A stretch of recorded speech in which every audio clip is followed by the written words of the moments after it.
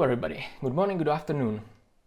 Today I would like to tell you more about Microsoft Entra ID Smart Lockout.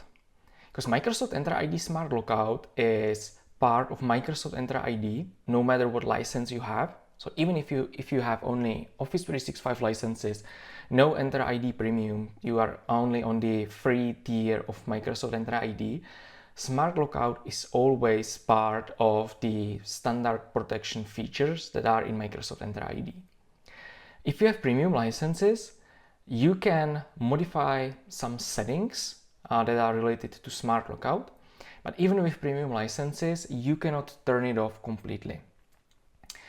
There are some things that you should know about Smart Lockout that are usually not very well known, so even administrators usually don't know how it works on the background.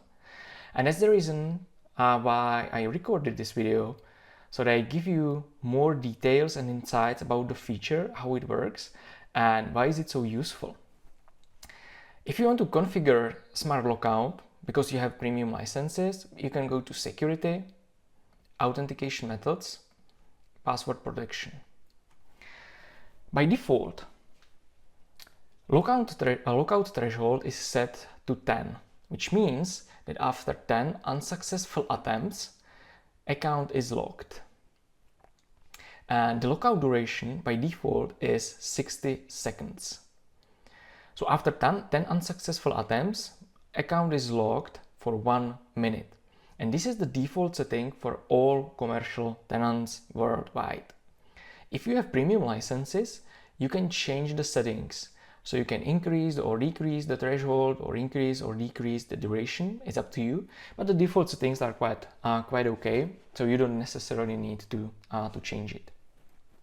However, there are some smart features on the background, which is the reason why it's called Smart Lockout. So let's start with the counter, the lockout counter. Each additional failed login attempt, so when your account is locked because you reached the threshold, each additional login attempt that fails increases the duration. It's not documented how it increases the duration, because that's Microsoft's secret, because Microsoft doesn't want to tell the threat actors how it works on the background, so they would be potentially able to bypass the protection. But important information is that when your account is locked and you try signing in again with a wrong password, it increases the lockout duration. Another important information is that the lockout counter remembers last 3 incorrectly entered passwords and doesn't count re-entries for those last 3 incorrectly entered passwords. In other words, if you try the same wrong password again and again, it will not lock your account.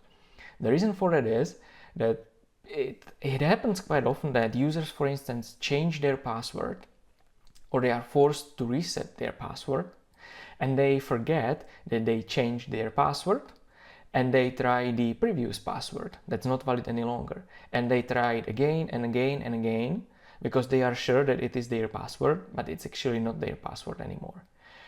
So if you use one word again and again, it will not increase the counter. So last 3 incorrectly used passwords will not increase the counter. The intention is obvious. We don't want to lock out our normal legitimate users. We want to lock out threat actors. And threat actors will not try the same password again, because it doesn't make any sense, because the password doesn't work, so they try a different password. That's the reason why Microsoft configured that last 3 passwords that you tried will not increase the counter.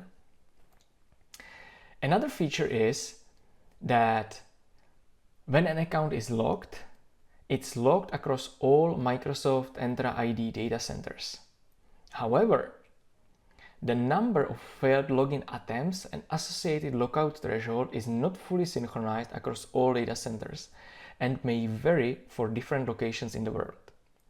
Which means that when you reach the lockout threshold, the account is locked globally. But for the lockout counter, the counter can be different, at least slightly different, for different regions. And again, Microsoft doesn't have this documented intentionally because Microsoft doesn't want to give the details how it works on the background to third actors. But if you try logging in with an incorrect credentials from the Czech Republic, the counter will not be probably the same for the Asia region, for example. And last but not least, familiar locations and unfamiliar locations use independent counters. So if I go back to named locations, these are familiar locations. So I have one familiar location created here. Definitely it's recommended to create your own locations based on the public IP addresses that you use in your offices or your data centers. Not only for this smart lockout, but it's used also by other services or features in the cloud. But smart lockout uses this information to have independent counters for familiar locations, which are all of these named locations that you define here, and unfamiliar locations. So if your users are trying wrong passwords from the office, which is defined here as a named location, it will have a different counter than when you try wrong credentials from the rest of the world. Let's go back to authentication methods and password protection. So this was for the smart lockout itself. Another part that's part of this password protection is somehow related to lockout is this custom banned password list. If you have premium licenses, you can define your own list of words that you don't want your users to use in their passwords. There is always a built-in list of passwords or words that's managed by Microsoft. Again, Microsoft doesn't publish the list of banned words intentionally. But if you have premium licenses, you can create your own custom list of banned words. The list should consist of words that are somehow related to your organization. So it can be the name of your organization or some acronym of your organization. You can see it from here. So this is the name of my blog and these podcasts. Cybersecurity word, I use the acronym CSWRLD, which is the reason why I put it here. You should also put words that your users would probably use in their password. So it's also very often the name of the city, sometimes some sports clubs in the city and so on. So put these words to the list so that users cannot use these words directly in their passwords.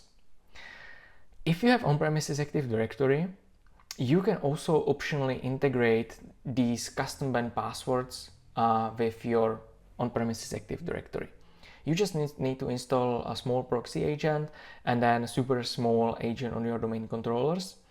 And then your domain controllers password policies will be integrated with this password protection feature in Microsoft Entra ID and will extend the functionality of the standard password protection policies that you have available in on-prem AD.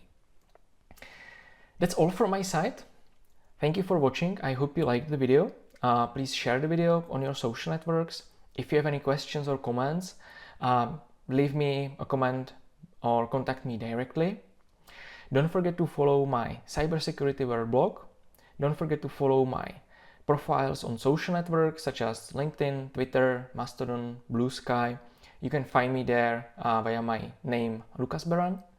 And that's really all from my side for today. So thanks again for watching and see you next time.